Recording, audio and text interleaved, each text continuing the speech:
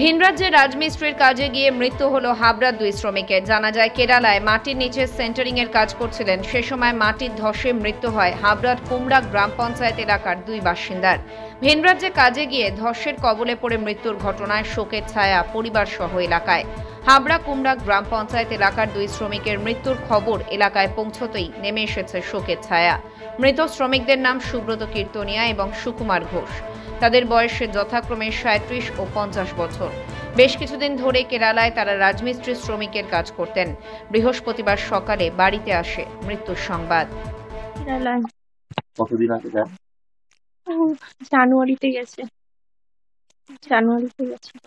কি কাজ করতো? সেন্টারিং কাজ করতো। সেন্টারিং এর নির্দিষ্ট কোনো নির্দিষ্ট বলতো যে ওই কাঠের কাজ করতো। ওই যখন যেটা হতো তখন সেটা করতো। আজকে সকালে শুনি যে ওই রড গর্ত কেটেছিল, সেখানে গিয়ে রড সেটিং করছিল, হঠাৎ করে ধস নামাতে ধসের তলে চাপা পড়েছে। সেই খবরটাই আমি শুনেছি। ওনার সঙ্গে ছিল অনেকে, এবার আমি সঠিক করে বলতে পারবো না যে কার বাড়ি কোথায় আছে। ওনার সঙ্গে 3 জন মনে হয় এই এলাকার আছে, আর একটু ধরে কুমড়োর ওদিকে একটা মাকালতলা এরকম আছে, আমি সঠিক বলতে পারবো না। গতকাল উনি প্রত্যেক দিনই প্রায় 7টার পর থেকে উনি ফোন করে বাড়িতে একবার করে।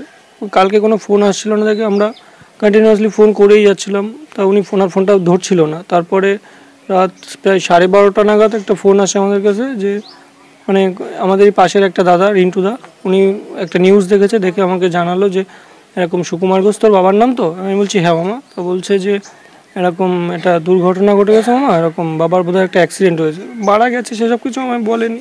উনি বলেছে একটা অ্যাক্সিডেন্ট হয়েছে। তারপরে সকালবেলা জানতে পারলাম যে নিউজটা নিজেও দেখলাম যে বাবার নেই।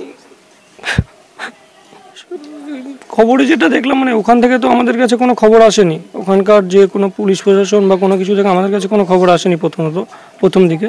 তো পরে ওই নিউজটা দেখে যেটা বুঝলাম যে ওই ধস মানে কাজ করতে করতে কোনো ধস নেমেছে, তার তলে হয়তো চাপা পড়ে মারা গেছে।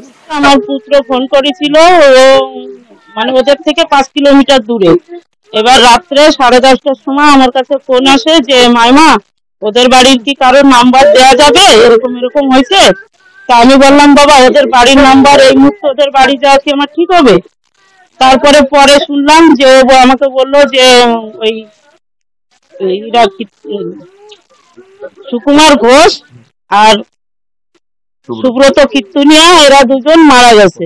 আর একজন আছে কোথায় যেন বললো যে এরকম ওই 3 জন মারা গেছে বললে তখন আমি আমার স্বামীর নিয়ে আমি ওদের আত্মস্বজন বাড়ি যাই। যার যার নাম্বার পেয়েছি সবাইকে ফোন করেছি। এলাকার কজন মারা গেছে? আমাদের এই এলাকার 2 জন।